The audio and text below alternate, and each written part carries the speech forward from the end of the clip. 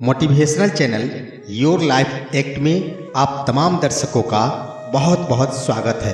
प्रिय दर्शकों, आज के इस वीडियो में हम प्रस्तुत करने वाले हैं एक नया मोटिवेशनल स्टोरी। जिन्होंने अभी तक मेरे चैनल को सब्सक्राइब नहीं किया है वो कृपया मेरे चैनल को सब्सक्राइब कर ले। तो आइए सुनते हैं एक नया मोटिवेशनल स्टोरी जो कि जीवन की सच्चाई से जुड़ी हुई है। प्रिय दर्शकों, एक बहुत ही सुंदर राज्य था जहाँ के राजा भी बहुत ही सुंदर थे, बहुत ही उदारवादी थे और धर्मात्मा थे। बड़े ही शान से और बड़े ही ईमानदारी पूर्वक वो अपने राजपाट चला रहे थे। उनके राज्य शासन से वहाँ के आम जन भी काफ़ी खुश रहा करते थे। अपनी ईमानदारी के कारण उन राजा का नाम देश विदेश और अन्य राज्यों में भी हुआ करता था। एक बार की बात है, उस राजा ने एक नया कानून बनाया। ऐसा कानून बनाया जिसके आधार पर गलती करने वाले को देश निकाला कानून के तहत सजा दी जाती थी। यानी वैसे नियम बनाए गए जिसके आधार पर कोई आमजन द्वारा उस प्रकार की गलती की जाती तो उन्हें राज्य से निकाल दिया जाता। और ऐसे नियम बनाकर पूरे राज्य में घोषणा करवा दी गई। दुख की बात यह है कि एक बार की बात है, वही गलती एक बार राजा से हो गई।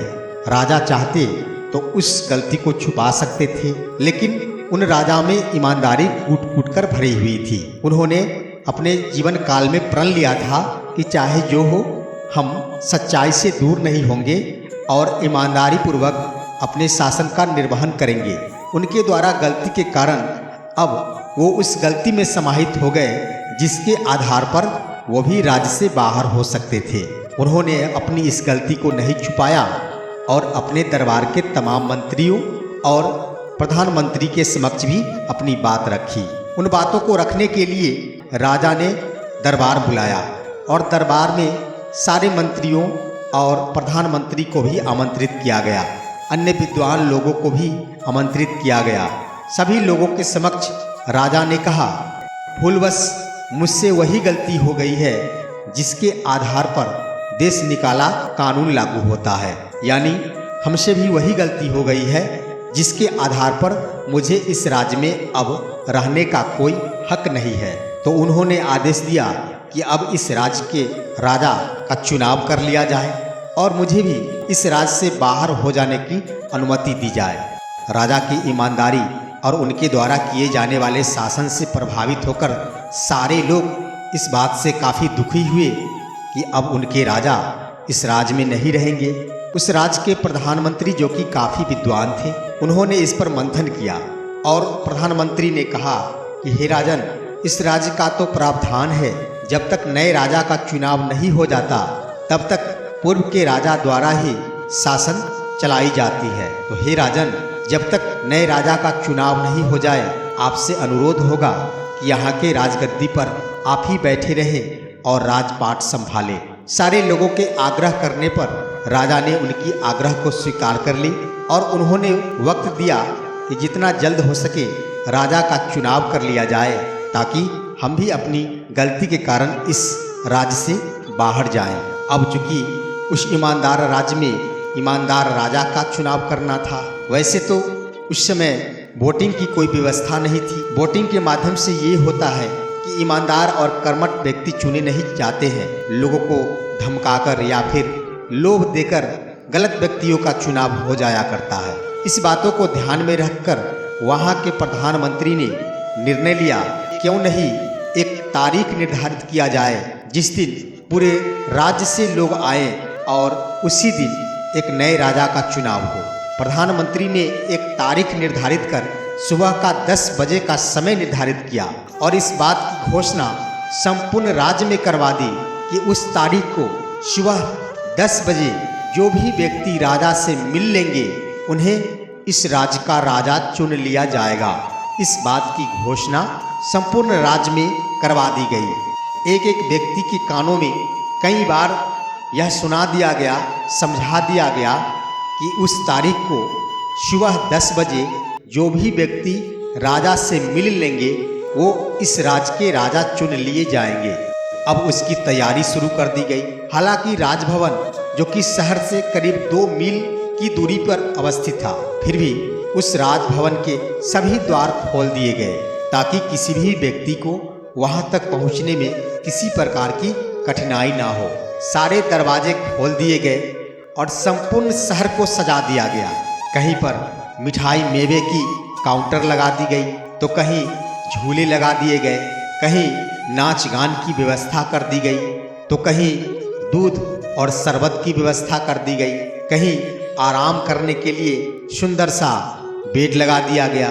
तो इस तरह से विभिन्न प्रकार की सुख सुविधाएं उस राज्य में उस तारीख के लिए लगा दी गई जिस दिन राजा का चुनाव होना था। तारीख आई और उस तारीख को सारे लोग निकल पड़े राजा बनने के लिए, जिन्हें राजा बनने की इच्छा थी। जब आए लोग शहर में पहुंचे तो देखा कि शहर तो बिल्कुल सज चुकी है। चारों तरफ जगमग जगमग रोशनी की व्यवस्था की गई है। एक से बढ़कर एक खाने पीने की वस्तु की व्यवस्था की गई है। एक से बढ़कर एक जेवर जेवरात की व्यवस्था की गई है। सबसे बड़ी बात थी, जो भी व्यवस्था वहाँ लागू की गई थी वह बिल्कुल ही निःशुल्क लागू की गई थी। जो भी व्यक्ति जो भी खा सकते थे, चाहे मिठाई हो या फिर मेवा हो, जो भी ले सकते थे, जो भी खा सकते थे, जो भी पी सकते थे, वो सभी मुफ्त की व्यवस्था की गई थी। अब लोग जो सुबह के 10 बजे जिन्हें पहुंचना था वो राजमहल की तरफ चले। रास्ते में चलने के क्रम में उन्होंने देखा कि अरे अभी तो बहुत समय है, क्यों न इन सारी चीज जो कि मुफ्त में व्यवस्था की गई है इसका उपभोग कर लिया जाए। हो सकता है राजगद्दी मिले या फिर ना मिले, लेकिन ये मुफ्त का चीज तो हमें मिल जाना चाहिए, क्यों नहीं इसका उपभोग कर ले। बहुत सारे लोग खूब जमकर खाए, बहुत सारे लोग खूब जमकर आनंद उठाए। बहुत सारे लोग जहां नाच गान की व्यवस्था की गई थी वहां जाकर नाच गान का आनंद उठाए।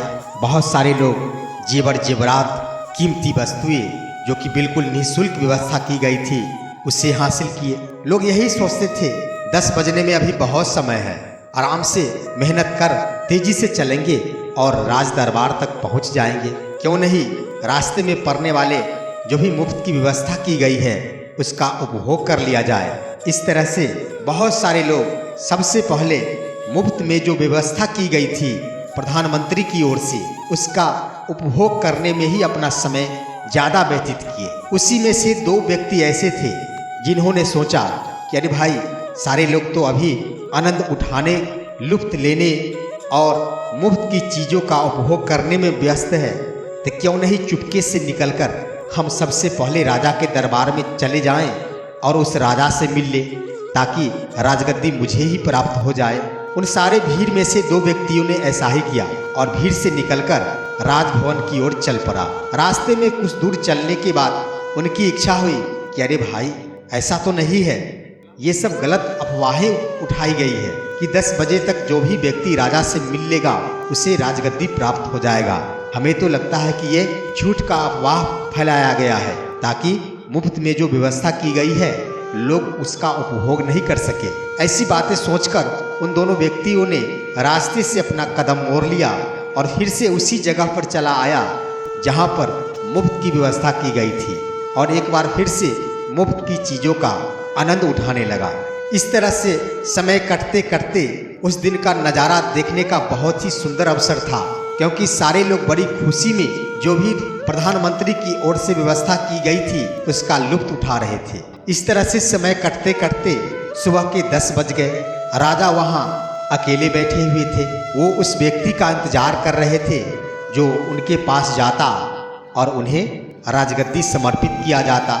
देखते देखते 10 बजने के बाद ही एक भी लोग उस राजा के पास नहीं पहुँचे। राजा ने देखा कि अरे ये तो 10 बजे का ही समय निर्धारित किया गया था, लेकिन 10 बज गए, निर्धारित समय पार हो गया, लेकिन फिर भी एक भी व्यक्ति यहाँ तक नहीं पहुँचा। आखिर क्या बात है? तो उसने प्रधानमंत्री को बुलाया।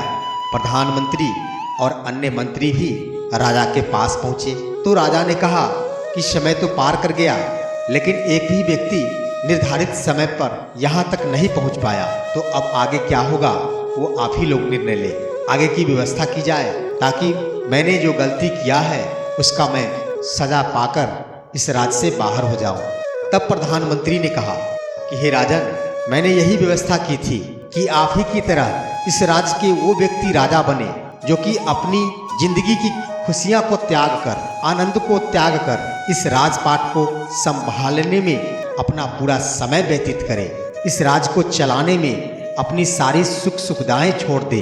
हमने वही व्यवस्था की थी, लेकिन हे राजन, इस राज के एक भी व्यक्ति नहीं मिले जो आपकी तरह त्यागी हो, जो आपकी तरह सुख सुविधा को न देखकर अपना पूरा समय, अपनी पूरी जिंदगी राज्य की जनता को समर्पित करने वाले हो। हमने यही चुनाव करने का फैसला किया था, लेकिन दुख की बात यह है कि एक भी व्यक्ति आपके बराबर नहीं निकले। तो हे राजन, समय निकल गया है, अब इस राज का राजपाट आपको ही संभालना होगा। आप ही अपने पद पर बने रहेंगे और इस राज की जनता को खुशहाली प्रदान करते रहेंगे। तो हुआ यही कि एक बार फिर से वही राजा उस राज के राजा बने रहे और उस राज के जनता के लिए आगे भी कार्य करने का उन्होंने एक बार फिर से संकल्प लिया।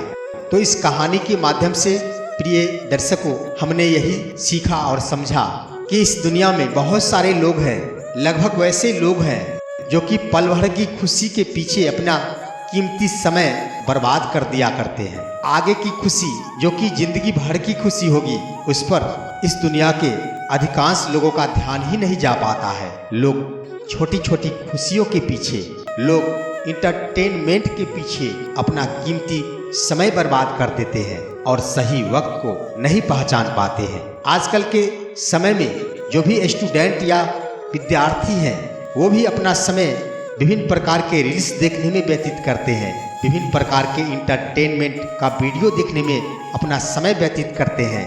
उन्हें इस बात का कोई अंदाजा ही नहीं रह पाता कि जब परीक्षा का समय निर्धारित है तो क्यों नहीं अभी से ही मेहनत किया जाए। आजकल के अधिकांश छात्र सिर्फ यही सोचते हैं कि परीक्षा का समय तो निर्धारित है, अंत समय में दिन रात एक करके पढ़ लूंगा और उस परीक्षा में सफल हो जाऊंगा।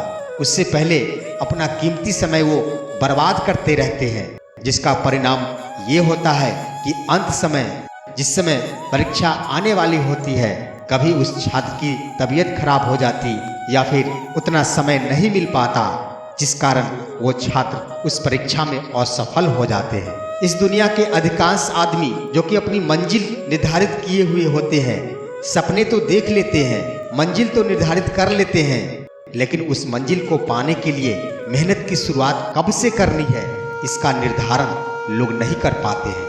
उसी तरह से अपना कीमती समय बर्बाद कर देते हैं, जैसे मुफ्त की चीजों को प्राप्त करने के लिए अपना कीमती समय बर्बाद कर दिया था। ठीक उसी प्रकार वो व्यक्ति जिन्होंने अपना सपना देख लिया है, उसके लिए मेहनत की शुरुआत करने का निर्धारण नहीं कर पाते हैं और शुरू में ही अपना कीमती समय जीवन की छोटी मोटी खुशियां पाने में बर्बाद कर देते हैं। तो प्रिय दर्शकों, हमें चाहिए कि हम अगर कोई मंजिल का निर्धारण करते हैं, हमें कोई सपनों को प्राप्त करना है, तो हमें शुरू से ही मेहनत करना होगा, ताकि अंत समय में बड़ी आसानी से हम उस मंजिल को छू सके। शुरू से लेकर अंत तक जब तक मंजिल की प्राप्ति नहीं हो जाए, हमें एक समान मेहनत का लक्ष्य निर्धारित कर लेना चाहिए। यही सफल होने का मूल मंत्र है। तो ये कहानी यहीं पर समाप्त हुई। मेरा वीडियो अच्छा लगा होगा तो मेरे चैनल को सब्सक्राइब जरूर करेंगे, साथ ही इसे लाइक, कमेंट और शेयर करना बिल्कुल ना भूलेंगे। फिर मिलते हैं अगले वीडियो में, तब तक के लिए जय श्री कृष्णा।